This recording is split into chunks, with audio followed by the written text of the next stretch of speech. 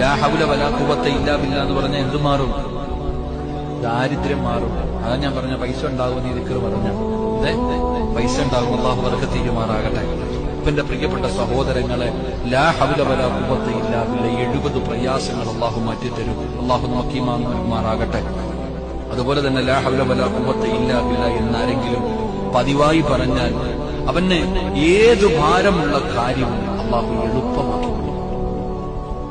മഹാനവറുകൾ പറയുന്നു, മഹാനായ ശൈഖുൽ ഇസ്ലാം ഇബ്നു ഖയ്യിം തങ്ങൾ പറയാണ്, ആരെങ്കിലും ഒരു മനുഷ്യൻ ലാ ഹൗല വലാ ഖുവത ഇല്ലാ ബില്ലാ എന്ന് പറഞ്ഞാൽ ഏത് ഭാരമുള്ള കാര്യം, നീ വലിയ പ്രയാസമെന്ന് പറയുന്ന കാര്യം, നീ വലിയ പ്രയാസമാണ് എന്ന് കരുതുന്ന ഏത് കാര്യവും അല്ലാഹു അത് നിനക്ക് എളുപ്പമാക്കി തരും. 2, എല്ലാവിധ ഭീതിയും അവൻ എല്ലാം നിന്റെ ഭയം അല്ലാഹു മാറ്റി തരും.